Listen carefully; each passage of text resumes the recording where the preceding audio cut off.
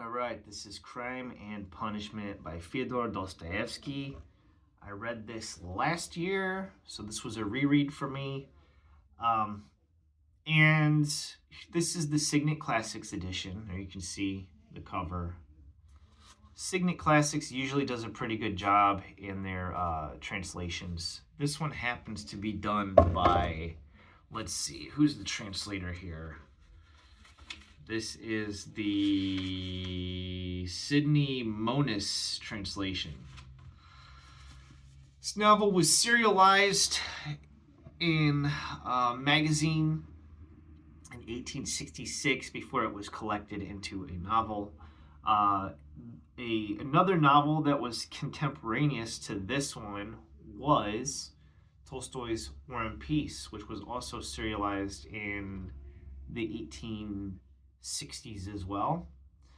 Now, a little bit about Russian history during this particular time, the 19th century. We had early on, of course, in Tolstoy's novel War and Peace, you had the Napoleonic Wars and Napoleon's invasion of Russia. That took place, of course, in 1812. It's immortalized by Tchaikovsky's 1812 Overture, that classical piece of music. And then that novel ended with the Decembrist rebellion or revolt. That's where that stopped off. So after that book, or after the conclusion of that, and prior to this novel, in the timeline, you would have the Crimean War. Okay, Alexander II, the Tsar, assumes the throne. And the Crimean War. The Crimean War was a loss. It really did a number on Russia, and that led to Alexander II emancipating the serf class. Okay, because they were still under a feudal society, as you could see in War and Peace. All the main characters in that are aristocracy. Whereas when we get to this book, we're dealing with one of the... I'm not exactly sure what Raskolnikov's station is in this society, but it's obvious he's not like at the top. I don't know if you'd really consider him a developing middle class or something like that, but that's what it seems to be. He's currently not at school because he's ran out of funds and he's living in squalor. And there's a lot of people in St. Petersburg around him that are all poor, just like himself. We have drunkards, we have gamblers, we have a whole variety of characters that are of various stations in life, all living in St. Petersburg because this is the imperial capital. This is where the Tsar lives. And, there's a lot of characters in this novel. Excuse me, but like I said, there's only a handful that are really important. But Raskolnikov, our main character here, and by the way, he's going to have, all the characters in this novel are going to have like 2 to 3 names. So you'll see Raskolnikov sometimes referred to as Rodion, sometimes it's Raskolnikov, sometimes it's Rodion Raskolnikov. And then, like his sister Dunya. There is a girl in this novel that becomes very important whose name is Sonia.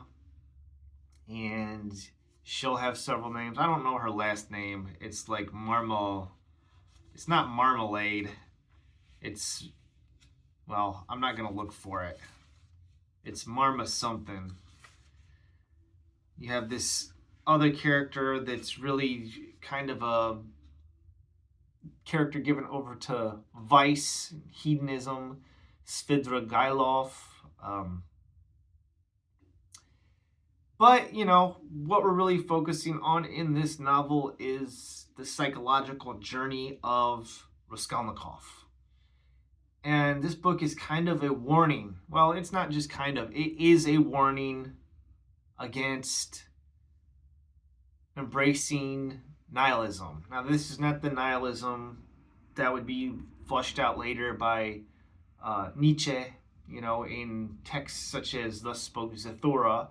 This is Russian nihilism, which is a little bit different. It's kind of like the forerunner of Nietzsche. It came before.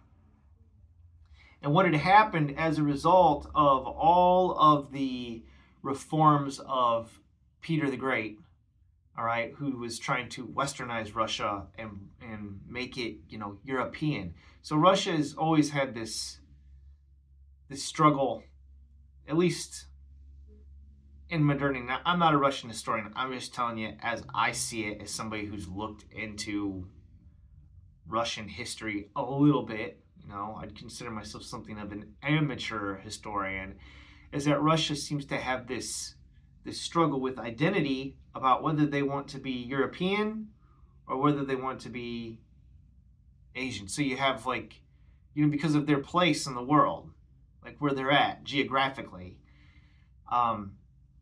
So there's this struggling between westernizing. So you've got the people in Russia that are, pro-West and want to be Western and want to be European and want to be of that vein. And then you've got the people that are Slavophile or Russophile, the people that are like Russia, like Russia for Russians, that type of thing. And those are more the traditionalists. Those are more the people that are, part of, I don't know, probably the Russian Orthodox Church would fall under that banner. People that are traditional, Russian values. And then, so you've got this clash. And Raskolnikov is kind of a microcosm of that whole struggle. Okay, he's kind of like the embodiment of that. And with Peter the Great's reforms coming in and westernizing, you get all these ideals coming in from Europe, from the Enlightenment. And, this was in the wake of revolution. You think about America, the American Revolution, 1776. This is coming out of a lot of these ideals of, when they're drafting up the Constitution of the United States and all that. You've got this things like John Locke, right, and his philosophy is on the table. Many of the founding fathers were deist. Okay, they didn't believe in the presence of God on earth. In other words, they thought of God like a watchmaker. He just made the watch, wound it up, and then peace out, homie. So there's all these types of ideas swirling around, and Russia has all of this. So you'll see characters in this novel that are, socialists, embracing socialism. You've got characters that are nihilist. You've got characters that are hedonistic. You've got all of this chaos going on, this thought, reason. And what we really have is faith and reason struggling with one another, wrestling. Okay?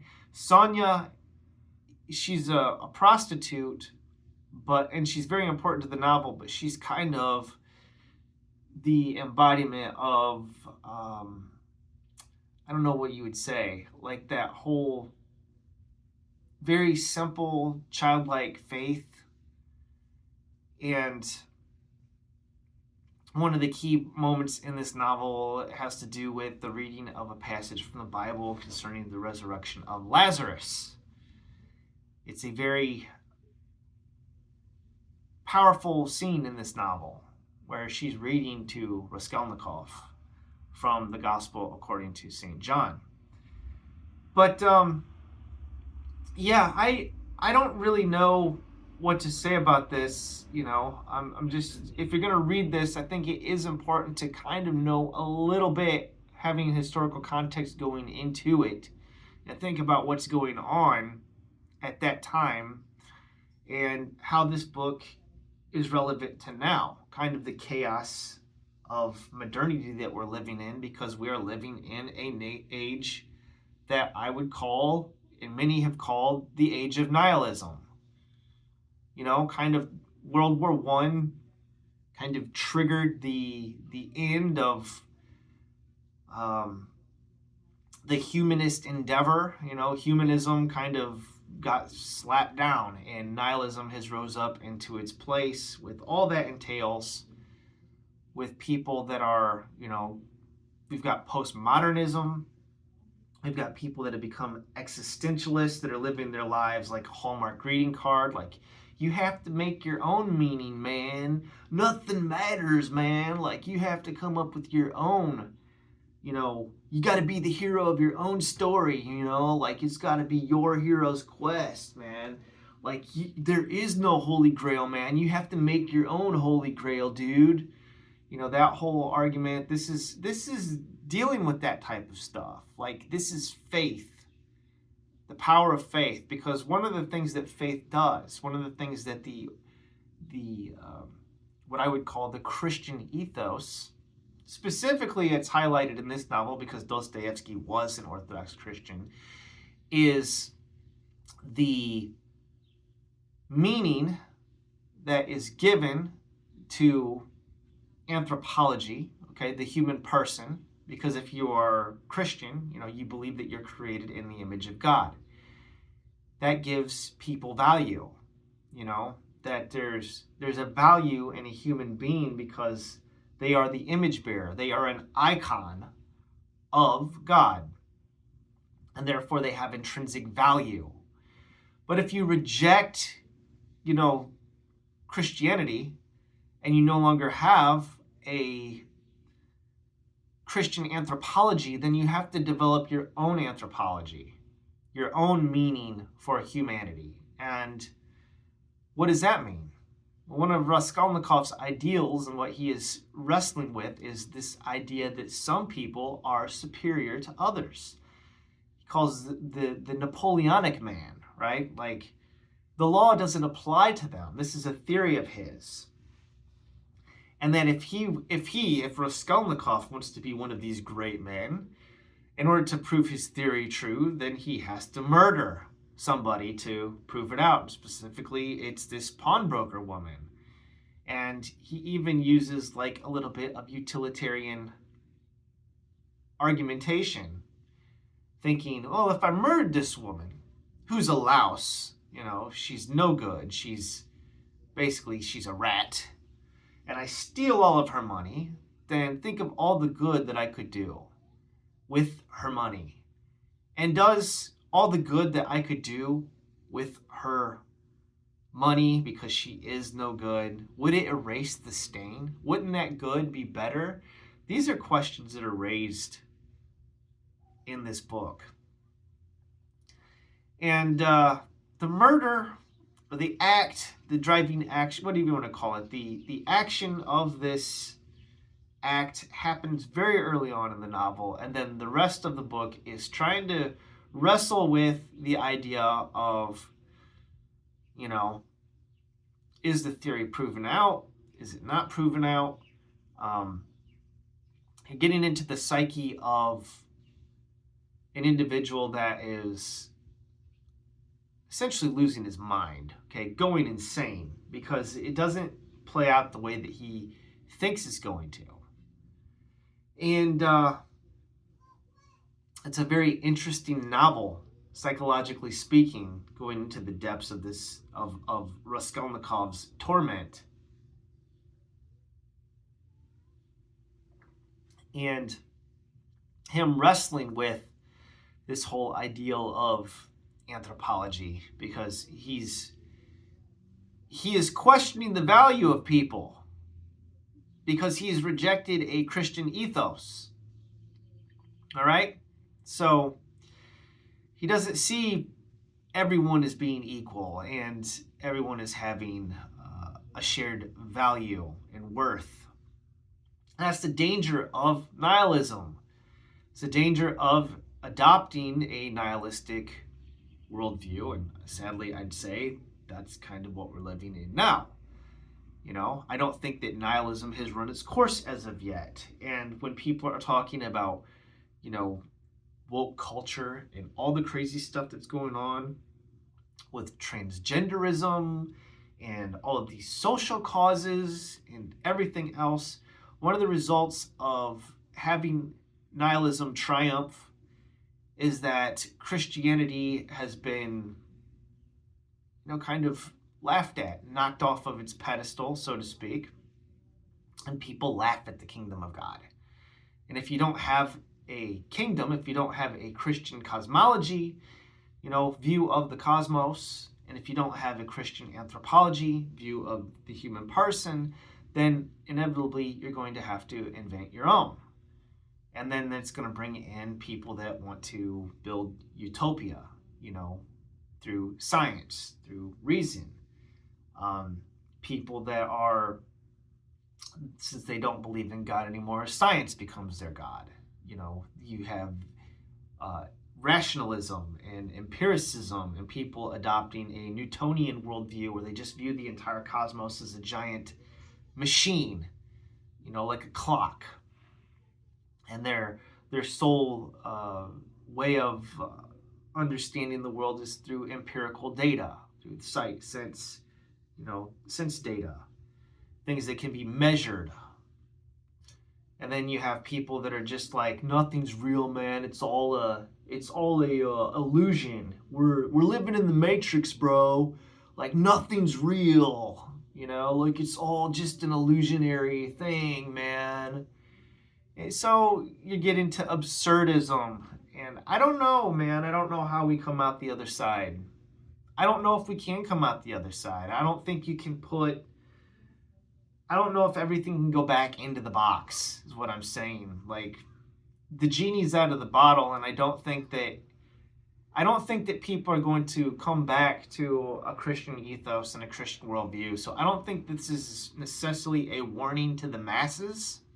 I think this is Dostoevsky seeing the danger that's coming, all right? Because he could see the change in society and going, the only way a man is going to survive the apocalypse, right, is that he's going to have to do it as an individual by himself. I don't think that society as a whole can be saved. I think individuals are going to have to see the danger inherent and ask the big questions of themselves and grapple with it and come to a conclusion, like Raskolnikov. Anyways, that's the way I see it. I've rambled on for 18 minutes. I'm going to end it here. So many people have talked about this book. So many people that are more learned and wiser than I am. That's just my 2 cents. That's the way I see it. So this is a 5-star novel for me. This is an all-time classic. You should definitely read this book. It is a challenging read, but it is worth your time. And I really need to read some more Dostoevsky.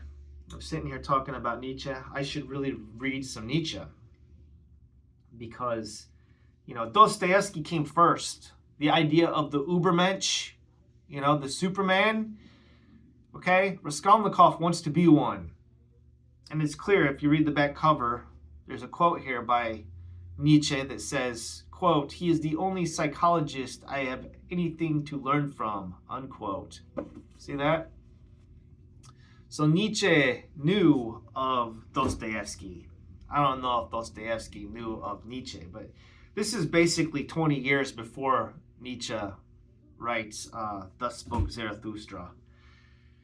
So, interesting stuff. Anyways, thanks for watching, and have a wonderful day.